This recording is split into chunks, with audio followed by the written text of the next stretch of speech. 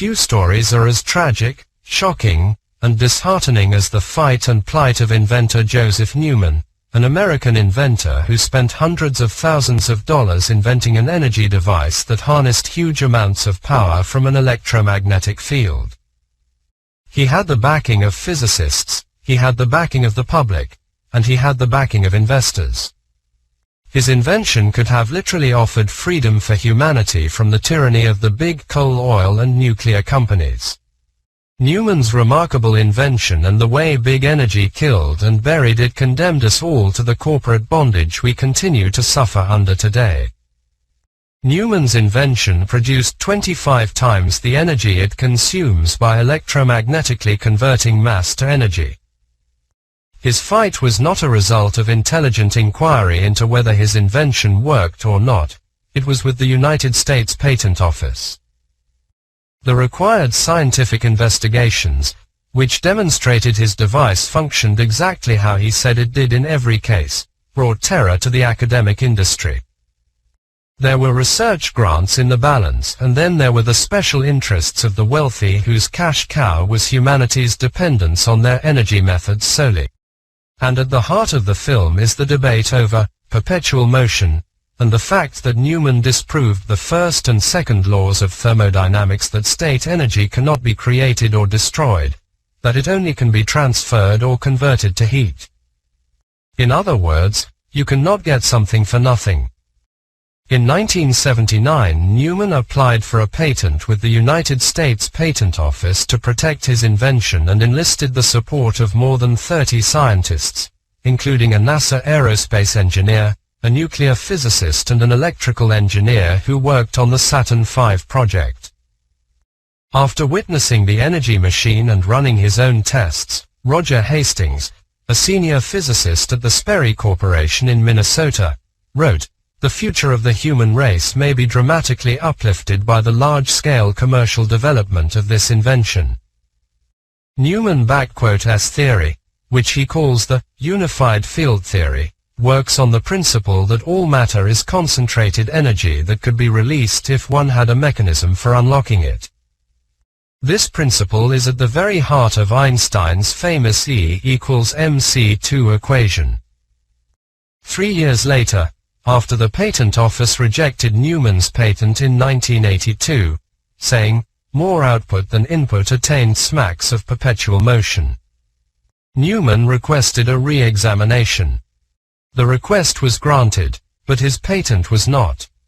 Newman says he was told that if he submitted a single affidavit from an expert who had witnessed the machine and had tested it, he could have his patent. He submitted 30 such affidavits. And still no patent. In January 1983, Newman sued the Patent Office in a district court in Washington. The case was assigned to Judge Thomas Jackson, who faced conflicting claims. He appointed a special master to investigate Newman's machine. That special master was William Schuyler, a former head of the Patent Office. At the time, Judge Jackson called Schuyler's credentials superb. Yet, 1 year later, in the fall of 1984, Judge Jackson refused to accept Schuyler's results after the special master found that Newman is entitled to a patent based upon his experiments and results. Newman-S attorney, James Flannery, requested that a pioneering patent be granted on the basis of the master-S report. The Patent Office attorney asked the court to reject the special master's report and to refrain from believing those who apparently believe in the tooth fairy. Judge Jackson did neither, saying, "I am not prepared at this point to conclude that Newman has produced a truly pioneering invention of the order of magnitude of the atomic and hydrogen bomb.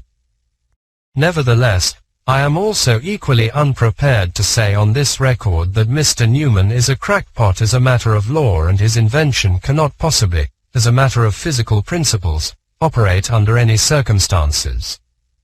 Newman was ordered to surrender his machine to the Patent Office for testing at the National Bureau of Standards. So, still without his patent, Newman was billed $11,602 for the special master-S report.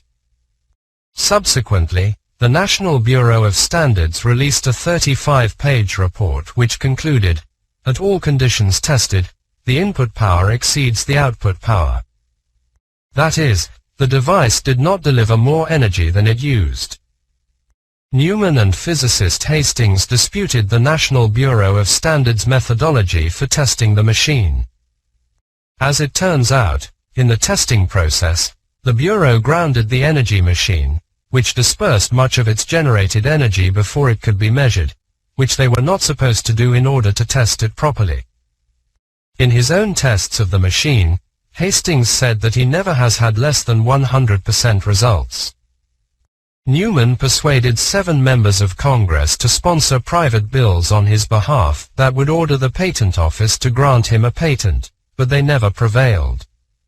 The aftermath. Some 30-plus years after all this went down, a group of engineers and inventors have studied and built their own over-unity machines. However, these great innovators continue to face intransigence and resistance. At their 2017 conference, one of the presentations was a demonstration of the Joseph Newman motor by Geoffrey Miller.